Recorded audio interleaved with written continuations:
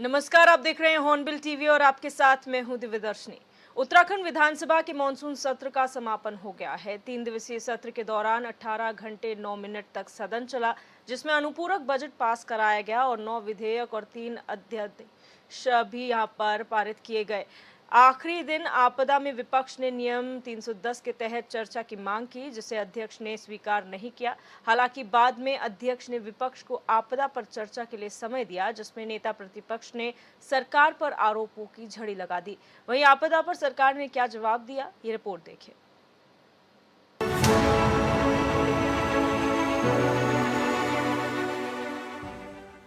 गैरसैंण में आयोजित विधानसभा का मानसून सत्र के आखिरी दिन विपक्ष ने सदन में आपदा पर चर्चा की मांग की, जिसके बाद सत्ता पक्ष और विपक्ष के बीच आपदा को लेकर चर्चा हुई। नेता प्रतिपक्ष यशपाल आर्य ने कहा कि उत्तराखंड में विकास कार्यों के नाम पर पहाड़ काटे जा रहे हैं, अंधाधुंध पेड़ों की कटाई हो रही है, बड़े बड़े टनल का निर्माण हो रहा है। लिहाजा विशेषज्ञ इस बात को मानते हैं कि नियमों की अनदेखी की वजह से जमीन धंस रही है और भूस्खलन की घटनाएं बढ़ी हैं, लेकिन सरकार इस ओर ध्यान नहीं दे रही है।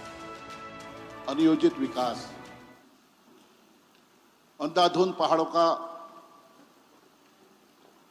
कटान,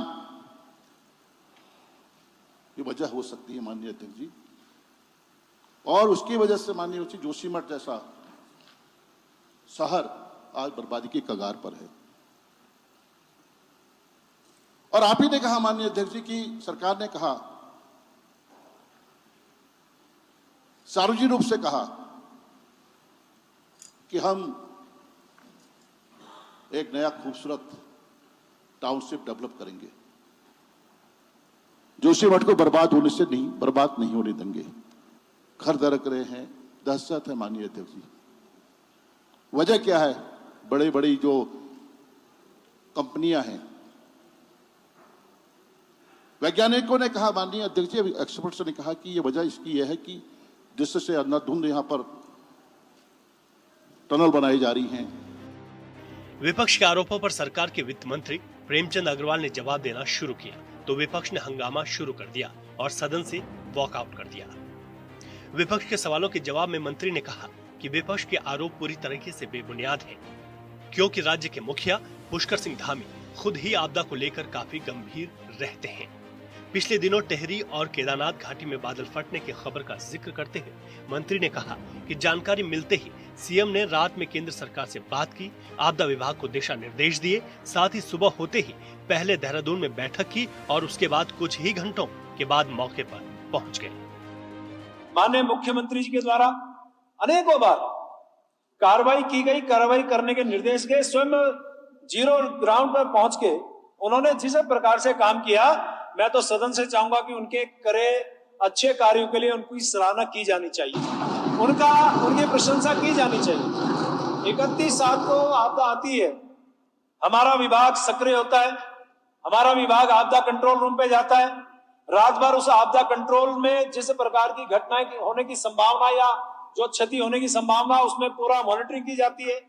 और उसके अगले दिन ठीक 1 तारीख को ठीक 9 बजे सुबह माननीय मुख्यमंत्री जी उस आपदा कंट्रोल में पहुंच के पूरे उस प्रदेश में जहां जहां आपदा है उसकी जानकारी लेते हैं। और उसके कुछ घंटों के बाद माननीय अध्यक्ष जी, कुछ घंटे के बाद वो जीरो ग्राउंड पर पहुंचने का प्रयास करते हैं। विपक्ष के सवालों पर जवाब देते हुए वित्त मंत्री ने कहा कि पहले और अब की तुलना की जाए तो फिर मुआवजे की राशि में काफी बढ़ोतरी हुई है। उन्होंने कहा कि विपक्ष आपदा पर भी राजनीति कर रहा है। मंत्री ने कहा कि सभी जिलों के लिए राज्य आपदा निधि की तरफ से अब तक 427.87 करोड़ की राशि स्वीकृत की गई है। आपदा प्रभावित परिवारों के बीच मुआवजे की राशि 21 करोड़ 87 लाख रुपए वितरित की गई है। राशि वितरण के लिए सभी जनपदों में खंडवार टीम बनाई गई है, जो सत्यापन कर प्रभावितों को राशि वितरित कर रही है।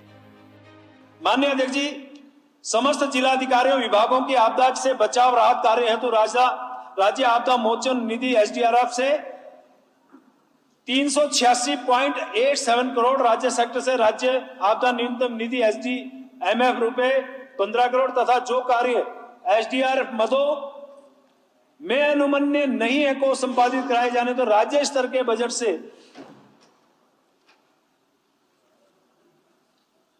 राज्य स्तर के बजट से नॉन एसडीआरएफ मद में 26 करोड़ की धनराशि निर्गत की गई है माननीय अध्यक्ष जी। इस प्रकार 427.87 करोड़ की राशि अभी तक शासन स्तर से स्वीकृत कर आवंटित कर दी गई है माननीय अध्यक्ष। वित्त मंत्री ने कहा कि केंद्र सरकार से आपदा को लेकर बहुत मदद मिल रही है। उन्होंने कहा कि मैदानी क्षेत्र में अगर आपदा से मकान की 30 से 70% तक क्षति होती है तो 90,000 रुपए केंद्र से मिलता है, जबकि 70% से ज्यादा क्षति होने पर 1,80,000 रुपए दिए जा रहे हैं। ठीक उसी तरह पहाड़ों में अगर आपदा से 30 से 70% तक मकान की क्षति होती है तो 1 लाख और 70% से ज्यादा क्षति होने पर 2 लाख रुपए दिए जा रहे हैं। प्राथमिक विद्यालय 70% तक क्षति होने पर पहले 2 लाख रुपए दिए जाते थे, लेकिन बीजेपी की सरकार में अब 7.5 लाख रुपए और 70% से ज्यादा क्षति होने पर 15 लाख रुपए केंद्र की मदद मिल रही है। पहले मैदानी क्षेत्र का पक्का मकान, कच्चा मकान, अब उसमें पहले यदि क्षतिग्रस्त होता था तो 1,20,000 3 पार्ट में मिलता था, और आज हमारे केंद्र सरकार के मदद से जो गंभीर क्षति हुई है मकान के स्थिति में और मैदानी क्षेत्र में 30% से लेकर 70% पे हमारे केंद्र सरकार ने उसे 90,000 रुपए देने का प्रावधान किया। 90,000 रुपए और 70% से अधिक के लिए 1,80,000 रुपए देने का प्रावधान किया, जिसकी आप बात कर रहे थे कि मानक बहुत कम है, वो मानक बढ़ गया, सुनना तो नहीं चाहते।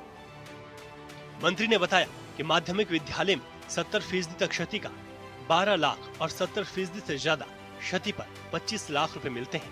मैदानी क्षेत्र के स्वास्थ्य उपकेंद्र को पहले 2 लाख और अब 70% क्षति पर 9 लाख रुपए और 70% से ज्यादा क्षति होने पर 18,40,000 रुपए मिल रहे हैं। पहाड़ी क्षेत्र में स्वास्थ्य उपकेंद्र 70% तक क्षति होने पर 7,51,000 और 70% से ज्यादा क्षति होने पर 15,81,000 रुपए मिलते हैं। ठीक उसी तरह मैदानी इलाके के प्राथमिक स्वास्थ्य केंद्रों में अगर 70% तक क्षति होती है तो 21 लाख और 70% से ज्यादा पर 42 लाख रुपए मिलते हैं। पहाड़ी क्षेत्र के प्राथमिक स्वास्थ्य केंद्र में 70% क्षति पर 24,72,000 और उससे ज्यादा नुकसान पर 50 लाख की राशि दी जाती है। मैदानी इलाकों के सामुदायिक स्वास्थ्य केंद्र में 70% नुकसान पर 79 लाख रुपए और 70% से ज्यादा नुकसान होने पर 1,58,00,000 रुपए मिलते हैं। पहले माध्यमिक विद्यालय सम्मिलित नहीं था, लेकिन अब यदि क्षतिग्रस्त हो 30% से 70% तो 12 लाख रुपए मिलेंगे और 70% से अधिक 25 लाख रुपए हमारी केंद्र सरकार हमारी मदद करेगी। कितना बड़ा प्रावधान। इसके साथ साथ जो स्वास्थ्य के क्षेत्र में जाएं, उपकेंद्र जो है मैदानी क्षेत्र में पहले मात्र 2 लाख रुपए देने का प्रावधान माननीय अध्यक्ष जी, और अब 9,20,000 रुपए 30% से 70% के बीच में और 70% के अधिक में 18,40,000 रुपए। उसी प्रकार उपकेंद्र पहाड़ी क्षेत्र में, इसमें थोड़ा राशि का कुछ भिन्नता है, लेकिन मैं फिर भी बताना चाह रहा हूं, पहले तो कुछ मिलता ही नहीं था। अब हम दे रहे हैं 7,91,91,00,000 और 15,81,000। वित्त मंत्री ने बताया कि पहले मैदानी इलाकों की सड़कों के लिए 1 लाख प्रति किलोमीटर के हिसाब से पैसे मिलते थे, लेकिन अब 32 लाख रुपए और 70% से ज्यादा नुकसान पर 64 लाख रुपए प्रति किलोमीटर से मिलते हैं। पहाड़ी क्षेत्रों की सड़कें अगर 70% तक बर्बाद होती हैं, तो फिर 80 लाख और उससे ज्यादा 1,60,00,000 रुपए मिलते हैं। कुल मिलाकर मंत्री ने कहा कि पहले सड़क, स्कूल, स्वास्थ्य केंद्र को नुकसान पहुंचता था तो केंद्र से कम पैसे मिलते थे और अब उसे बढ़ा दिया गया है। उन्होंने कहा कि लगता है विपक्ष 2013 की आपदा को भूल गया है। पहले सामान्य क्षेत्र में 1 लाख रुपया प्रति किलोमीटर की दर से हमें पैसा मिलता था, और अब कितना दे रहे हैं? मैदानी क्षेत्र में वही 30% से 70% पे 32 लाख रुपया प्रति किलोमीटर और 70% से ज्यादा 64 लाख रुपए प्रति किलोमीटर। शहजाद जी ताली बजा दो, आप भी, बहुत बड़ा काम हो रहा है। मैदानी क्षेत्र में पहले जहां कुछ नहीं देते थे, जो हमारी जो जिला की सड़कें होती थी, अब 26,75,000 रुपए, 54,50,000 रुपए। पहाड़ी क्षेत्र में 80 लाख रुपए और जो हमारी 70% से ज्यादा पहाड़ के क्षेत्र, हमारे बहुत सारे यहाँ विधायकगण हैं, 70% से ज्यादा के लिए हमारी केंद्र सरकार 160 लाख रुपया प्रति किलोमीटर देने का काम कर रही है। सवाल केंद्र से मिलने वाली राशि को लेकर नहीं है। मौजूदा वक्त में सवाल ये है कि लगातार पहाड़ क्यों दरक रहे हैं। सवाल ये है कि क्या इसके पीछे की वजह प्रकृति को नुकसान पहुंचाकर विकास कार्य है। सवाल ये उठ रहा है कि क्या बड़े बड़े टनल के निर्माण की वजह से मकानों में दरारें पड़ रही हैं। ऐसे कई और सवाल हैं जिसे हम और आप दरकिनार कर रहे हैं। जरूरत है सत्ता पक्ष हो या फिर विपक्ष, सभी को ध्यान देने की, नहीं तो पहाड़ दरकने का सिलसिला लगातार जारी रहेगा। लोगों की जान यूं ही जाती रहेगी। Bureau report, hornbill TV.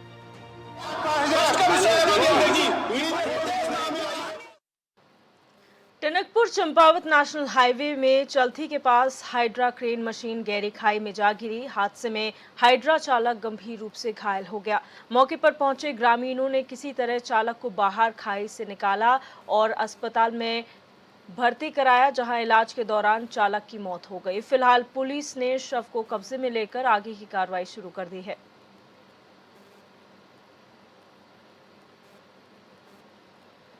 Uttarakhand को देवभूमि कहा जाता है, लिहाजा राज्य के अलग अलग जिलों में कई ऐसे धार्मिक स्थलों हैं जहां पर लेकर कई मान्यताएं हैं। उत्तरकाशी के बाड़ागड्डी क्षेत्र में प्रत्येक वर्ष दूध गाड़ू मेले का आयोजन किया जाता है, जिसमें हजारों की संख्या में लोग शामिल होते हैं। कहते हैं कि सीटी बजाने से देवताओं का आगमन होता है। ये रिपोर्ट देखें। कुरोली कंकराड़ी में दूध गाड़ू मेले का आयोजन। देवता के पशुओं ने 160 लीटर दूध से किया स्नान। अच्छी फसलों की खुशहाली के लिए आशीर्वाद।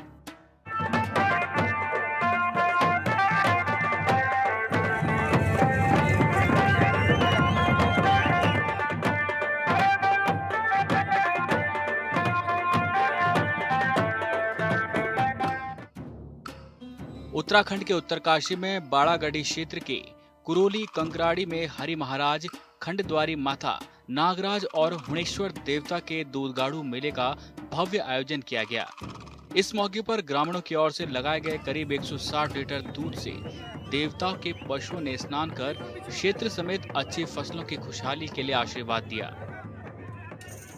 आराध्य हरि महाराज जी का महत्व तो बहुत जैसे आज था ना भाई साहब, तो आज अगर यहाँ बारिश होती तो बहुत ये होता है, पर भगवान की कृपा ऐसी है कि जब तक अपनी फुलो ही नहीं हुई तब तक कोई ये नहीं। हमारे यहाँ नीचे ग्राम सभा बोंगा भेलरा के लोग जब बारिश लेने आते हैं तो हमारी ग्राम सभा जो थलन में है, जो हमारी वहाँ की थात माता है, वहीं तक आते हैं और वहीं पर थोड़ा सा हरि महाराज जी को अपनी एक सुराही जल देते हैं और वहीं पर बहुत सारी वर्षा हो जाती है और वहीं से अपने गंतव्य को लोग वापस चले जाते हैं। भगवान कार्तिकेय तो पूरे उसमें हमारे उसमें वो जाता है, पहचाने जाते हैं कि शिव जी के पुत्र के नाम से जाने जाते हैं। और भगवान हरि महाराज जी की तो ऐसी अनुकामना है कि जब जब भी ग्राम सभा पे वो आती है तब तक लोग हरि महाराज के उसमें जाते हैं कि बारिश के कारण के उसमें। हरि महाराज हैं बाड़ागढ़ी क्षेत्र के आराध्य देवता। सीटी बजाने पर अवतरित होते हैं आराध्य देवता। कोच पर्वत पर स्थापित है कार्तिकेय मंदिर। स्कंद पुराण में है कार्तिकेय मंदिर का वर्णन। इस मंदिर में महिलाओं का प्रवेश है वर्जित। कहते हैं कि हरि महाराज बाड़ागढ़ी क्षेत्र के आराध्य देवता हैं, जो सीटी बजाने पर अवतरित होते हैं। देवताओं को ऊंचे बुग्यालों से लाए फूल भी भेंट किए जाते हैं। कहा जाता है कि भगवान शंकर के पुत्र कार्तिकेय और उत्तरकाशी के कोच पर्वत पर उनका मंदिर स्थापित है, जिसका वर्णन स्कंद पुराण में भी किया गया है। इस स्थान पर ग्रामीण सूखा अकाल पड़ने पर बारिश मांगने के लिए पहुंचते हैं। इस मंदिर में महिलाओं का प्रवेश वर्जित है। ये भगवान हरि महाराज जो हमारे आराध्य देव है पूरे क्षेत्र बाड़ागढ़ी के, ये भगवान भोले शंकर शिव भोलेनाथ के जो है पुत्र हैं कार्तिकेय जी।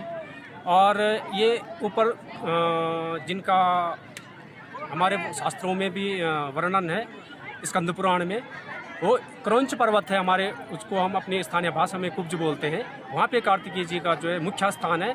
और ये जो मैदान है यहाँ पे जो है 7 गते भादों को में उसका मेला होता है, दूधगाड़ू मेला हम अपनी गढ़वाली भाषा में बोलते हैं। और दूध से स्नान उस दिन देवता का होता है। और यह मेला पूरे क्षेत्र की खुशहाली के लिए और हमारे परंपराओं से चला हुआ मेला है, आया हुआ मेला है। और यहाँ पे जो है क्षेत्र की खुशहाली और जो हमारे अब नई फसल आ रही है उसके लिए भगवान हमें जो है अपना आशीर्वाद देते हैं कि जो नई फसल अब आने वाली पकने वाली है। मेन इस मेले का जो है जब फसल पकने पे आती है, आज से फसल जो अपनी पूर्ण रूप से पकने पे आ गई, तो उसके लिए भी भगवान से सारे क्षेत्र के लोग जो है आस लगा के जो पूजा अर्चना और स्नान करवाते हैं और भगवान अपना आशीर्वाद देते हैं। स्थल है यहाँ पे जो है भगवान हरि महाराज जी कार्तिकेय जी का अवतार माना जाता है। और यहाँ पे हमारे जो कुब्ज है ऊपर, यहाँ पे महिलाएं जाना वर्जित है। और हमारे यहाँ जब बारिश नहीं होती है इस क्षेत्र में तो भगवान हरि महाराज जी को मनाया जाता है और बारिश होती है। और ये मेला दूधगाड़ू मेला जो है अभी आज हुआ, जो उसको जो हमारी फसल जो तैयार हो गई उस फसल को जो हमारी फसल तैयार है अभी उसके लिए इस मेले का भी आयोजन होता है। और ये भगवान हरि महाराज जी हमारे हर चीज़ का रिद्धि सिद्धि देते हैं, हमें बारिश देते हैं। जब बारिश कहीं नहीं होती है तो हम हरि महाराज जी के वहाँ जाते हैं और बारिश होती है। हरि महाराज की थात में एकत्रित होते हैं ग्रामीण, देवडोलियों के साथ करते हैं रासो तांदी नृत्य। सभी देवताओं के देव पशुआ थात पर हुए अवतरित। दूधगाड़ू मेले के लिए बाड़ागढ़ी क्षेत्र समेत आसपास के क्षेत्रों से सैकड़ों की संख्या में ग्रामीण कुरोली कंकराड़ी में हरि महाराज की थात में एकत्रित हुए। वहां पर ग्रामीणों ने देवडोलियों को ढोल दमाओं की थाप पर कंधों पर नचाया, साथ ही देवडोलियों के साथ रासो तांदी नृत्य भी किया। इस मौके पर श्रद्धालुओं ने अपने इष्ट देवी देवता हरि महाराज, खंडद्वारी माता, नागराज और हुणेश्वर देवता को दूध मक्खन समेत श्रीफल भेंट कर उनका आशीर्वाद लिया। उसके बाद सभी देवताओं के देव पशुआ थात पर अवतरित हुए।